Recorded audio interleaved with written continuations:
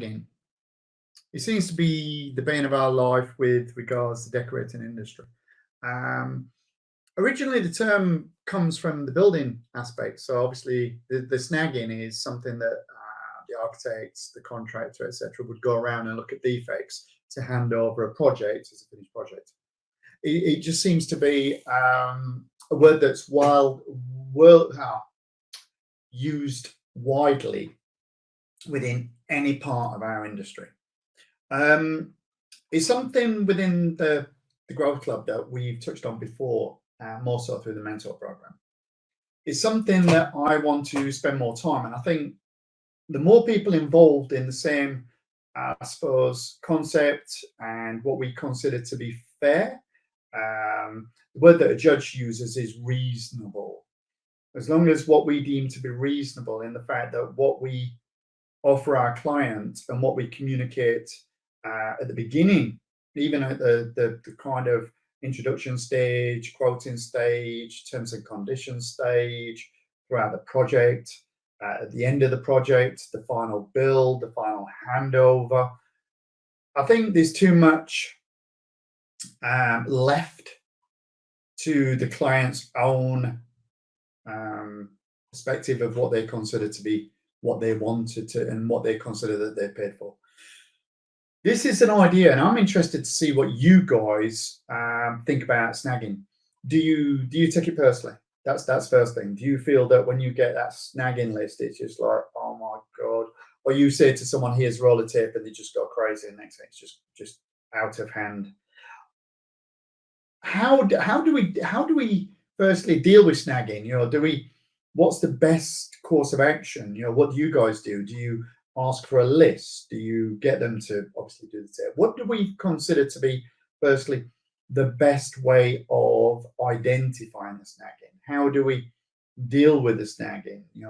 Are some of the snags legit? Are some of them unreasonable? Just like their expectation is unmanageable to a certain extent. And this only happens at the end when there's a final outcome, which is obviously the final part of the bill. So what I want to do is, this is something that we're going to talk about in depth a lot in the Pro Members section. And the reason being is I believe that the more people that are involved in this over a period of time, the better outcome it will be as a collective. Because I think at the moment, it's left to the client's discretion, and I don't think that's a good move as a business owner. You're leaving yourself open to all sorts. I think there's a level of expectation. It's something that I've always said that we need to collectively redesign and deliver and communicate a very clear understanding to a customer of the level of expectation. I'm not saying that they can't have more. We've had plenty of jobs. I'll show you some videos moving forward of projects where the snagging technically got out of hand.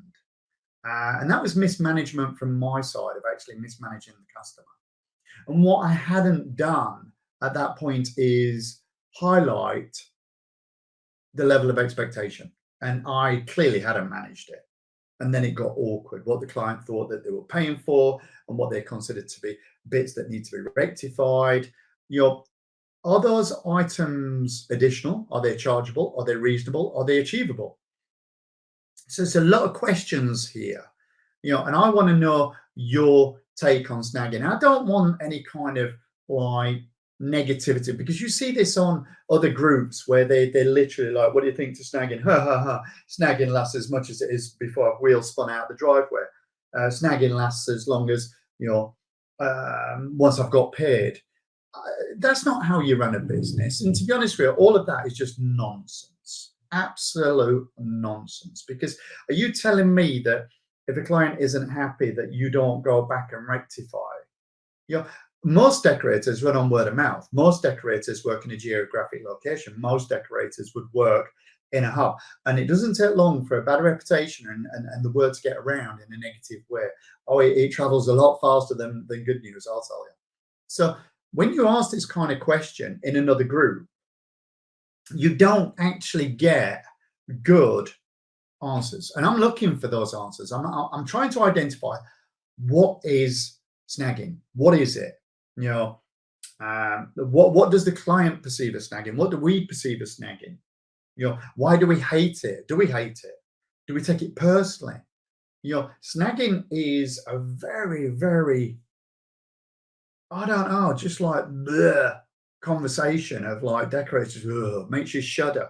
So I want to figure out firstly before we go into working out what we consider to make a change. How can we communicate to our customers better so that the snagging is part of our business and we have a clear understanding of what it looks like and how it's dealt with, and equally from the client's perspective, how do they deal with it, and what is the, let's say, the payment process regards snagging. You know, do we change the name? Do we literally try and eradicate the name snagging? You know, from you can't eradicate it from the industry, but you could, and we could eradicate it from the customers that we do business with. You know, there's no reason we couldn't eradicate it from the customers that we want to actually work with, and that falls on us. So as a collective, you know, I've got some really good ideas and stuff that we've implemented over the years that has helped us and also helped other people that we've obviously, you know, been through the mentor, etc. But collectively, guys, seriously, you know, tell me, what is snagging? Why do you hate it? Do you hate it? You know, let's try and get down. The more we get involved as thinking of what the problem is, then what we can do is put a collective head together. I'll start the ball and I'll give you the ideas we've got and we'll try and build from that. Then what we'll do is we'll send it out as a group and we'll test it. We'll trial it in 2023. How does snagging start to become better for us? You know, do we drop our stress levels? Do we drop our anxiety? Do we you know, eradicate the butterflies and the knot in our stomach that means that we're going in, you know, the day after, or that email that pings up after, you think, oh dear God, you know, snagging list. You know, how do we you know what I mean? Ah, I don't take snagging personally. Oh, trust me, I bloody did. Lindsay does a lot of our snagging and she takes it personally. I've had to learn to not take it personally because it genuinely used to eat me up, and it probably eats you guys up. So how do we remove the stress factor? Because we know that is, it doesn't matter what we've done up to that point. You know, we've had coffees, we've had tea with them. They're great. And it comes to that final bit, payment, snagging. Sort out the snagging, we'll pay you. Oh, now we've got to fight. And we've had days and days and we've done all of it. How do we deal with that? And don't get me started on I don't get snagging, okay? Because that's a whole different conversation. And what that is where you have delivered too much to the value of what you've actually quoted for. So what I'm saying is some people just go too far. That's a whole different conversation. I'll bring that up on another one. So let's focus on snagging, and then what we're going to do is talk about level of expectation. And what we're also going to do is watch out for the next video, one of the videos, which is going to be what was it? Value over vanity. Value over vanity. So keep an eye out for that one. That one's coming. So again, I want to finish up. Who hates snagging? What is it? How do we change it? How do we work collectively to eradicate and make our stress levels come down? How do we take control of this part of our business in 2023? Guys, seriously, this is a biggie for me. It's a biggie for every single decorator in the UK.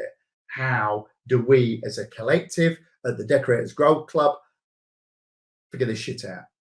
Cool, let's do this. Seriously, we need to do this one. Cool.